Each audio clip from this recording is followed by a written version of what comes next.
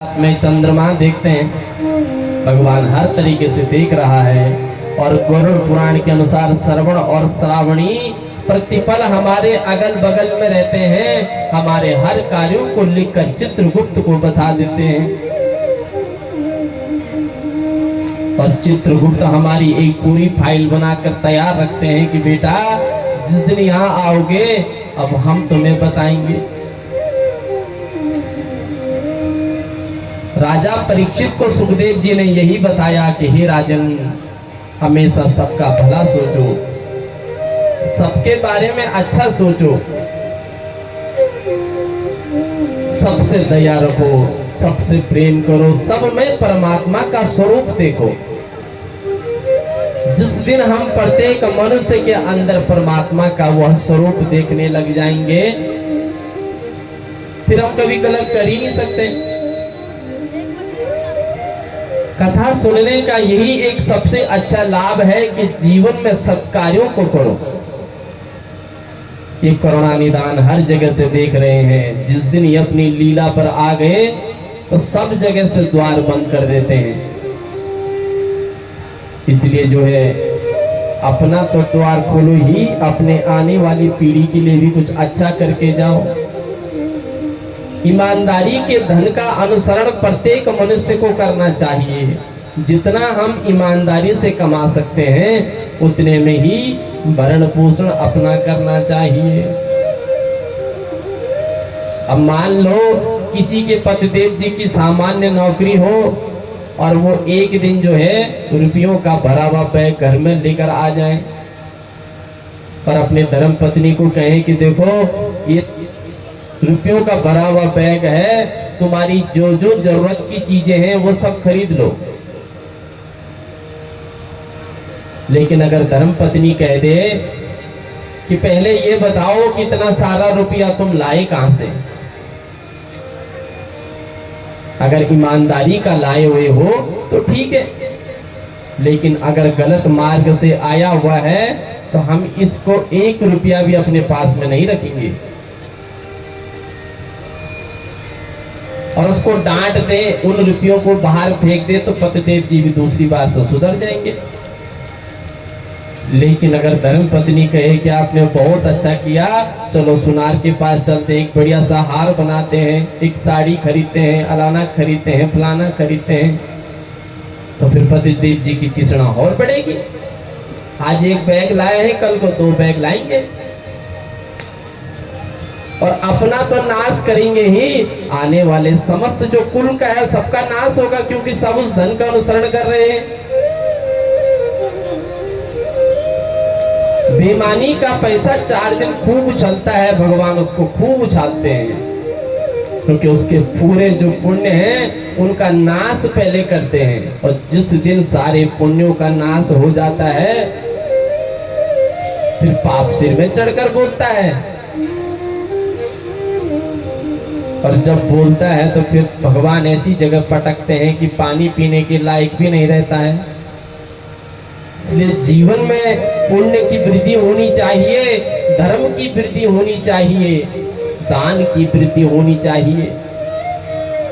धन की 3 गति है। पहले गति है खुद पर खूब खर्च करो, अच्छा पहनो, अच्छा खाओ, खूब काजू किशमिश खाओ, फल फ्रूट खाओ, खूब तबीयत बनी रहेगी तो बुढ़ापे में हड्डियां भी जो है दुखेंगे नहीं। बढ़िया भगवान की कथा सुनेंगे, भगवान का खूब भजन करेंगे। जब खाएंगे पिएंगे तंदुरुस्त रहेंगे तो शरीर भी अच्छा रहेगा, तो भगवान की खूब भक्ति होगी। खूब अच्छा पहनो। और दूसरी है कि खूब दान करो, पुण्य करो, सत्कर्म करो, किसी की मदद करो, किसी की सहायता करो। तीसरी धन की गति है नाश। अगर खुद भी नहीं खाया और दान पुण्य भी नहीं किया तो वो धन एक दिन नाश हो जाएगा। आपने ना कुछ खाया ना दान पुण्य किया, आपके जाने के बाद तो उसका बंटवारा होगा। और मनुष्य जीवन बहुत स्वार्थ से भरा हुआ है। कोई भी व्यक्ति जब इस धाम से चला जाता है तो उसके बिस्तर और कपड़े उसी के साथ वापस भेजे जाते हैं ना, कि भैया कपड़े और बिस्तर पैक करो, इनको भी हरिद्वार ले चलो। लेकिन उस व्यक्ति की गले में खूब मोटी सोने की चैन हो और खूब बढ़िया हार हो, तो वो जाएगा वहां हरिद्वार में कि भैया इसको भी ले चलो। उसका तो बंटवारा होगा। 4 बेटे होंगे तो चारों की नजर होगी उस पे, अरे सब कुछ ठीक है, वो चैन किसने रखी। यहां सब स्वार्थ से चल रहा है। अपने साथ में केवल हमारे सत्कर्म जाएंगे, हमारे पुण्य जाएंगे, हमारा दान जाएगा, हमारी अच्छाई जाएगी। हम इस 84 लाख के भंवर से मुक्त हो जाएंगे, परमात्मा के दिव्य धाम को चले जाएंगे, और नहीं तो भटकते रह जाएंगे, जाने के बाद फोटो में टंग जाएंगे।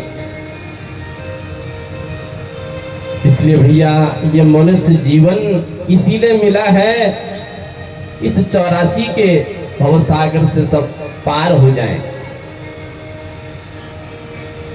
अब किसी के यदि अच्छे पुत्र हो तो वो अपने पितरों के निमित्त श्रीमद् भागवत महापुराण का आयोजन कर ले, तो पितरों की तो मोक्ष की प्राप्ति हो गई। लेकिन यहाँ तो ऐसे भी पुत्र हैं कि पिताजी के जाने के बाद जो है क्रियाकर्म को ढंग से करने को तैयार नहीं है। महाराज 3 दिन में निपटा दो, हमारे पास इतना समय नहीं है, एक समय भोजन मैं नहीं कर सकता हूँ। माता पिता ने पूरा जीवन समर्पण कर दिया, अपना पेट काट कर बच्चे का भरण पोषण कर दिया, उसको पढ़ाया लिखाया, यथा योग्य बनाया। आज वो बड़ी नौकरी पर चला गया तो वो कहता है कि महाराज मैं सिर नहीं मुंडवाऊंगा, मेरी बेइज्जती होती है। ऑफिस में लोग बार बार मुझे कहते हैं कि क्या ये तुम्हारी परंपराएं हैं। जो बेटा अपने पिता के लिए अपने बाल नहीं बनवाना चाहता है, उनके लिए ठीक 13 दिन तक एक समय भोजन नहीं कर सकता है, वो और क्या करेगा। और पिताजी ने पूरा जीवन, माँ ने पूरा जीवन पुत्र की खुशी में, पुत्र की कुशलता में, पुत्र के लिए हर जगह लगा दिया।